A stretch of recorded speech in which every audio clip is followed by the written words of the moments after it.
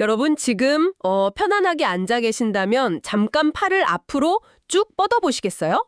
네, 청취자분들 다들 한번 해보시면 좋을 것 같네요. 그렇죠. 그대로 팔을 뻣뻣하게 유지한 채로 오직 위아래, 좌우, 앞뒤 그러니까 X, Y, Z축으로만 팔을 움직여서 가상의 커피잔을 완전히 뒤집는 동작을 한번 시도해보세요. 이거 막상 해보면 생각보다 쉽지 않거든요. 네, 어떠신가요? 처음엔 좀 돌아가는 것 같다가 어느 순간 손목이 턱 하고 걸리면서 옴짝달싹 못하는 지점에 도달하셨을 겁니다. 맞아요. 물리적인 뼈와 관절이 문자 그대로 공간의 축과 부딪혀버린 거죠. 로봇공학에서는 이걸 짐벌락이라고 부르잖아요.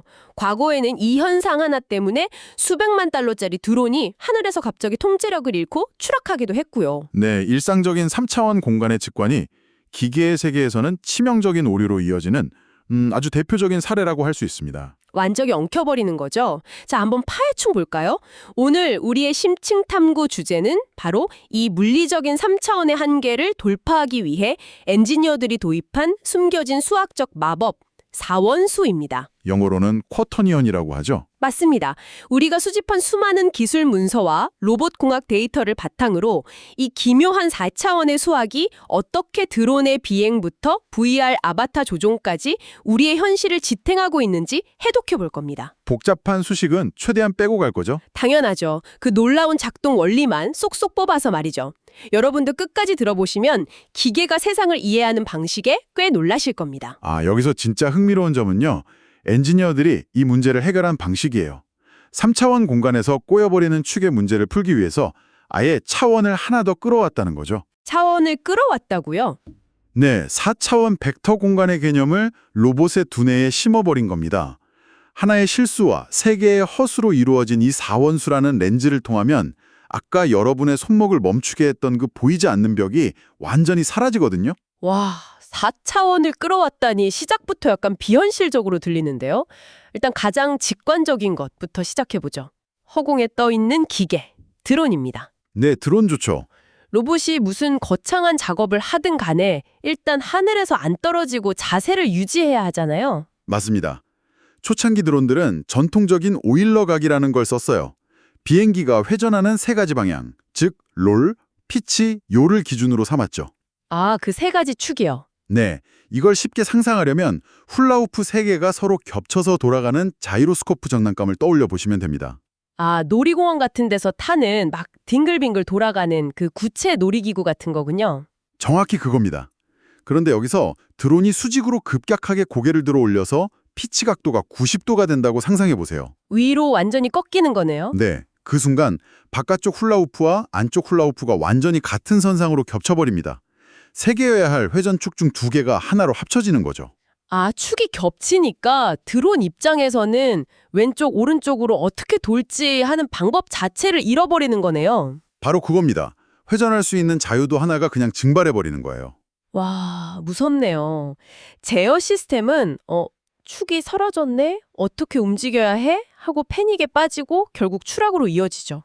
하지만 사원수를 사용하면 이 훌라후프 링들을 아예 없애버릴 수 있습니다. 링을 없앤다고요? 그럼 뭘 쓰나요? 대신 4차원 공간에 떠있는 아주 매끄러운 구체를 상상해 보세요.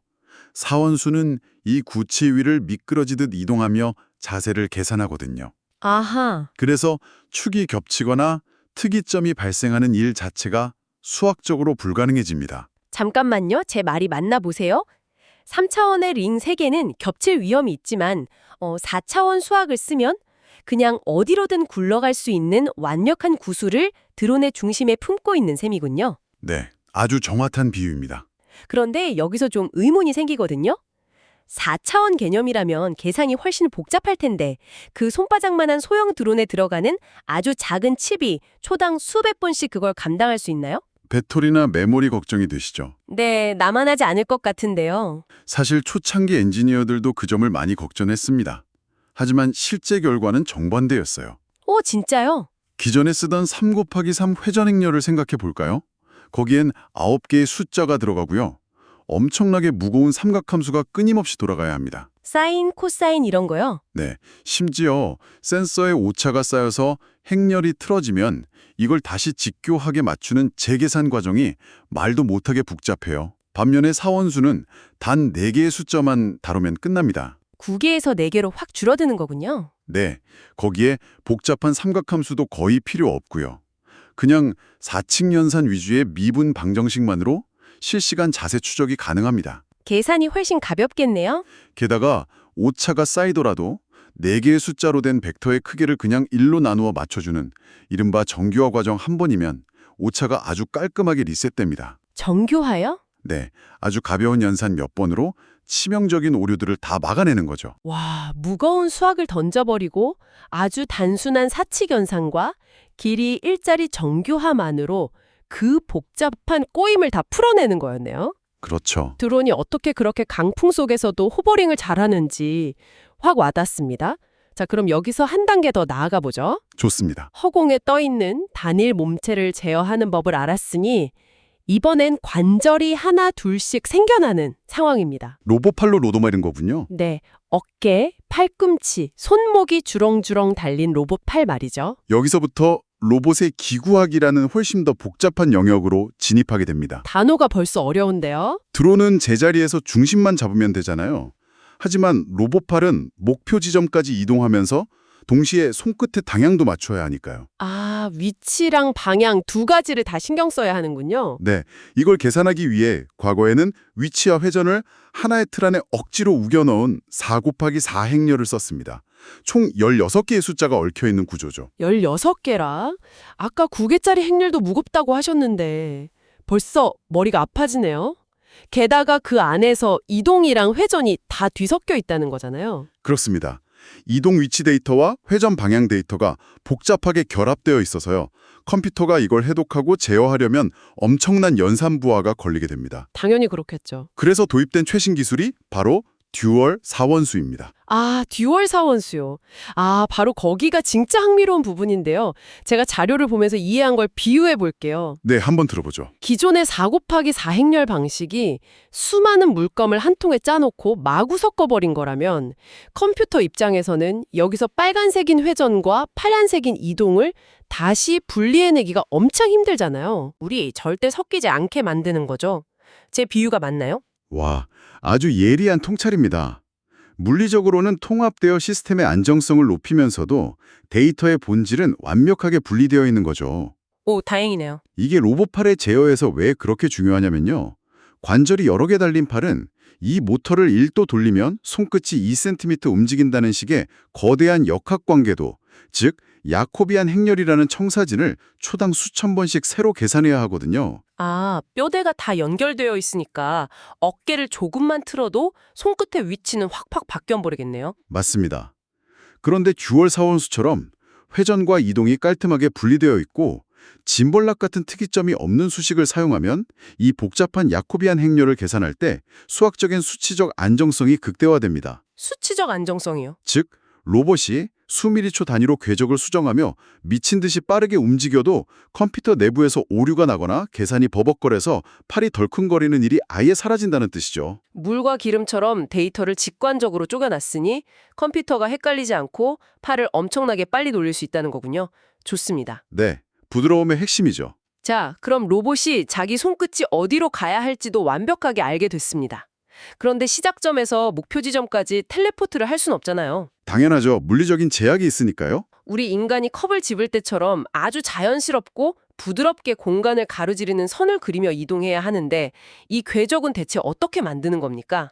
인터폴레이션요? 네, 단순히 시작점과 끝점을 수학적인 직선으로 쫙 이어버리는 선형 보간, 일명 러프를 쓴다고 가정해보죠.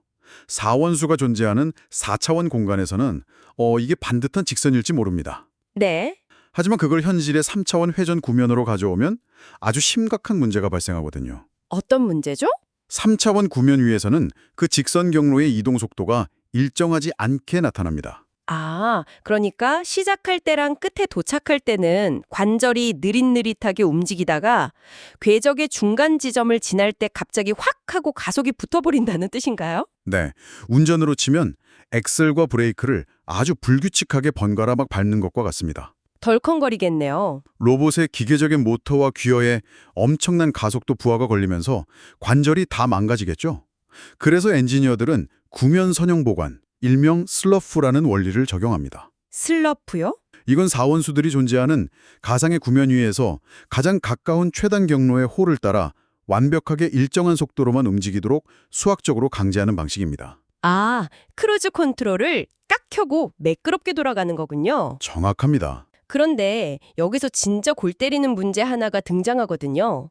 만약에 로봇한테 완전히 뒤로 180도 돌아 하고 명령하면 어떡하죠? 180도 회전이요? 네, 슬러프가 최단 경로를 찾는다고 하셨는데 180도 반대편이면 오른쪽으로 돌던 왼쪽으로 돌던 거리가 똑같잖아요. 컴퓨터가 갈피를 못 잡고 관절을 엉뚱한 방향으로 꺾어버릴 수도 있지 않나요? 로봇공학자들이 겪었던 아주 현실적인 딜레마를 정확히 짚으셨네요.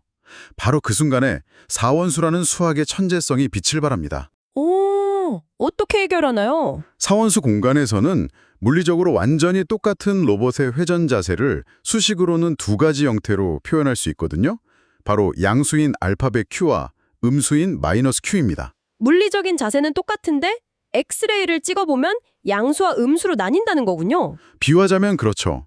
그래서 로봇이 움직이기 직전에 시스템은 현재 자세와 목표 자세를 나타내는 두 사원수의 내적이라는 것을 아주 빠르게 계산해 봅니다. 내적이요? 일종의 거리 측정 같은 건데요. 만약 이 내적값이 음수가 나왔다.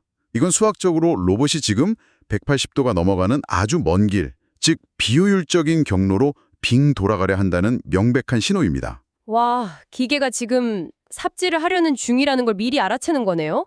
그럼 어떻게 수정하죠? 아주 간단합니다. 방금 말씀드린 목표 사원수 Q의 부호를 그냥 마이너스 Q로 퀵 뒤집어 버리는 겁니다. 어차피 물리적인 도척 자세는 똑같으니까요. 부호만 바꾼다고요? 네. 부호를 뒤집는 순간 내적값은 양수가 되고요. 수식은 자연스럽게 가장 가까운 방향, 즉 절대 기계가 꼬이지 않는 최단 경로로만 회전하도록 매끄럽게 보정됩니다. 대박이네요. 로봇이 물리적으로 꼬일 수 있는 가능성을 아주 단순한 부호 변환 하나로 원천 차단해버리는 거죠. 미쳤네요. 기계가 약간 바보 같은 결정을 내려고 할 때마다 수학이 보이지 않는 손으로 야, 이쪽으로 도는 게 훨씬 빠르고 안전해 하면서 방향을 쓱 틀어지는 거잖아요. 맞아요. 바로 그겁니다. 거기에 스쿼드라는 기술로 여러 개의 도착점들을 멈춤 없이 부드럽게 잇는 것까지 더해지면 유튜브에서 보는 그 예술적이고 매끄러운 공장 로봇들의 움직임이 비로소 완성되는 거군요. 정확합니다. 그 유려한 움직임들에는 수많은 부호들이 쉴 새 없이 뒤집히고 있는 거죠. 좋습니다. 지금까지 우리는 로봇이 한 자리에서 중심을 잡거나 고정된 채로 팔을 어떻게 뻗는지 봤어요. 그렇다면 이 모든 게 우리에게 어떤 의미일까요? 이제 이 완벽한 관절을 가진 로봇이 완전히 낯선, 한 번도 가본 적 없는 어두운 방에 떨어졌다고 상상해보죠.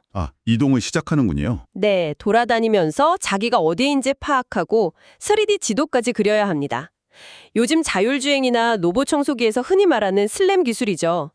여기서는 이 사원수가 대체 무슨 일을 하나요? 낯선 공간에서 지도를 그릴 때 로봇의 귀에 있는 달팽이관 역결을 하는 관성 측정 장치, 즉 IMU 센서는 초당 수백, 수천 번의 미세한 움직임 데이터를 폭우처럼 쏟아냅니다. 엄청난 양이겠네요. 로봇은 이 파편화된 데이터들을 모아서 자기가 얼마나 움직였는지 하나의 덩어리로 묶어내야 하는데 이 과정을 예비 적분이라고 부릅니다. 초당 1000번의 데이터를 하나로 묶는다. 행렬로 하려면 아까 말씀하신 그 삼각함수 폭탄이 1000번 터지는 거네요? 맞습니다. 연산량이 폭주하겠죠. 하지만 사원수를 사용하면 그저 사원수끼리 꼬리에 꼬리를 무는 단순한 곱셈 몇 번만으로 그 수백 번의 미세한 찰나의 회전들을 아주 가볍고 오차 없이 하나의 회전량으로 압축해냅니다. 곱셈 몇 번으로요? 네. 게다가 지도를 그리다 보면 필연적으로 센서 오차가 생길 수밖에 없는데요. 이때 리군이라는 수학적 이론이 아주 기가 막힌 역할을 합니다. 리군이요? 뭔가 철학적인 이름인데 어떻게 오차를 잡는다는 건가요? 10대 아래 지구본을 생각해 보세요. 우리가 지구본 위에 그려진 경로의 오차를 수정하려고 할 때 그걸 억지로 평면 지도, 그러니까 2D 지도로 쫙 펼쳐서 수정하려고 하면 대륙의 모양이 막 일그러지고 왜곡되잖아요. 아, 행렬 방식이 평면으로 펼치는 거군요. 네. 그런데 리군 이론과 사원수를 결합하면 그 둥근 3차원 구면 자체에서 발생하는 아주 미세한 오차만을 따로 정의해서 기존의 사원수에 살짝 곱해줄 수 있습니다. 살짝 곱해준다고요? 즉, 3차원 공간을 평면으로 왜곡시키지 않고 3D 원형 그대로의 상태에서 매우 정교하게 지도의 오차를 다듬어가는 거죠. 아하, 굳이 2D로 평면화하는 쓸데없는 과정을 거칠 필요 없이 있는 그대로의 3차원 공간 안에서 즉각적으로 수정을 가한다는 뜻이군요. 정확합니다. 게다가 로봇이 건물 전체를 다 돌고 나서 출발점으로 다시 돌아왔을 때 자기가 그려온 수만 개의 지도 노드들을 하나로 딱 맞춰보는 루프 패스 작업을 하잖아요. 네, 아주 중요한 작업이죠. 이때 데이터베이스가 어마어마할 텐데 사원수가 행렬 16개보다 데이터 크기 자체가 4개로 작다 보니까 이 거대한 지도를 최적화할 때 메모리가 터질 일도 훨씬 줄어들겠네요. 엔지니어들이 사원수를 사랑하는 가장 큰 이유 중 하나죠. 계산은 압도적으로 가볍게, 하지만 오차 보정은 공간의 왜곡 없이 정교하게.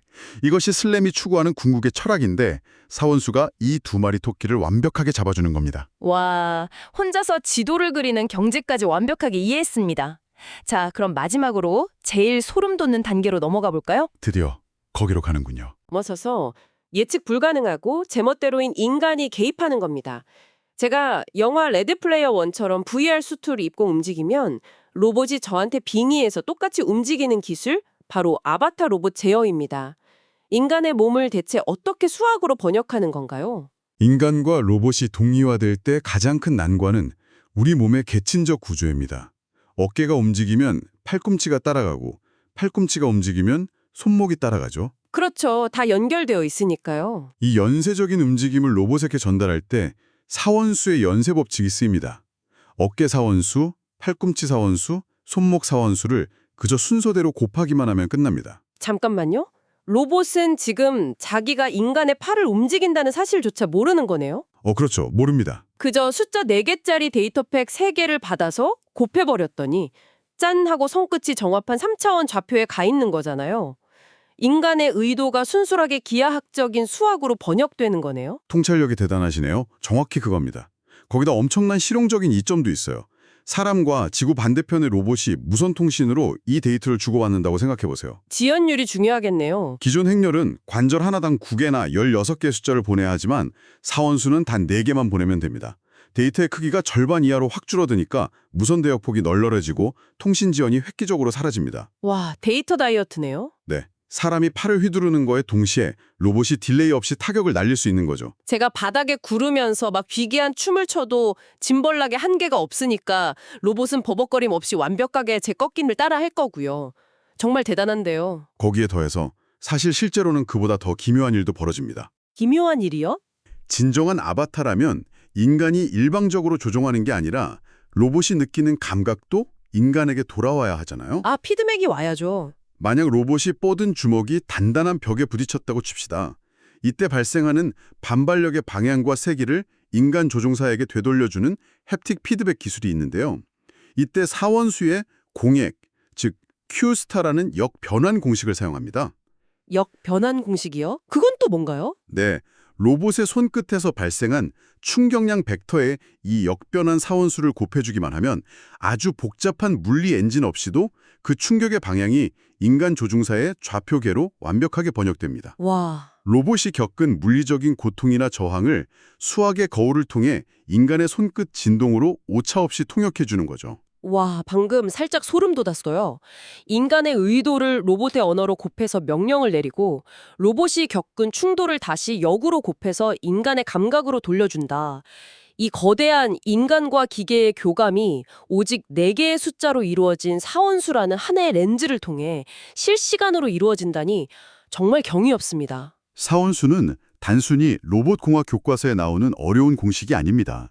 인간의 물리적인 직관을 기계의 뇌 속으로 가장 왜곡 없이 그리고 가장 빠르게 전달해주는 아주 강력한 차원 간의 다리라고 할 수 있죠. 오늘 정말 엄청난 여정이었습니다. 오일러각의 훌라후프가 겹치며 출획하던 드론을 다차원의 구슬로 구출해낸 것부터 시작했죠. 네, 그랬죠. 그리고 듀얼 사원수라는 물과 기름의 속성으로 로봇팔의 복잡한 관절을 안정시켰고 슬러프를 통해 엑셀과 브레이크를 부드럽게 조절하며 매끄러운 움직임을 만들어냈습니다. 맞습니다. 낯선 공간을 지도를 펼치지 않고 구면 그대로 보정하는 슬램의 지혜를 거쳐 마침내 인간의 의도와 기계의 감각을 동기화하는 아바타 기술까지 3차원 물리세계를 정복하기 위해 인간이 도입한 4차원 수학, 사원수의 눈부신 활약상을 깊이 있게 해독해 보았습니다. 저도 이 기술들의 핵심을 짚어볼 수 있어서 정말 즐거웠습니다. 여러분, 다음번에 카페에서 아주 부드럽게 핸드드립 커피를 내리는 로봇팔을 보시거나 강풍 속에서도 한치의 흔들림 없이 날아가는 드론을 보신다면 꼭 기억해 보세요. 그 단단한 금속 껍질 안에서 특이점을 피하며 쉴 새 없이 돌고 있는 4개의 숫자, 이 보이지 않는 사원수의 마법을 말이죠. 아마 완전히 다르게 보이실 겁니다. 자, 오늘 심층 탐구를 마치기 전에 여러분께 한 가지 흥미로운 질문을 던지고 싶습니다. 오늘 우리는 사원수가 물리적인 3차원 공간의 꼬임을 완벽하게 풀어내고 최단 경로를 탐색하는 것을 보았습니다. 네, 그랬죠. 그렇다면 여기서 한 발 더 나아가 이토록 효율적으로 다차원의 경로를 최적화하는 수학이라면 단순히 로봇의 팔을 움직이는 것을 넘어 수억 개의 매개 변수가 얽혀있는 AI의 거대한 지식 데이터베이스 속이나 인간의 뇌를 닮은 완전히 추상적인 신경망이라는 다차원 우주를 탐색하는 데에도 이 사원수의 원리가 쓰일 수 있지 않을까요? 오, 그거 정말 흥미로운 발상이네요. 물리세계의 한계를 돌파한 이 4차원의 숫자가 다음엔 보이지 않는 데이터의 은하수를 어떻게 항해하게 될지 여러분의 생각은 어떠신가요? 일상의 껍질 속에 숨겨진 이 매혹적인 원리들에 대해 계속 질문하고 탐구하시길 바랍니다. 그럼 저희는 다음 심층 탐구에서 뵙겠습니다.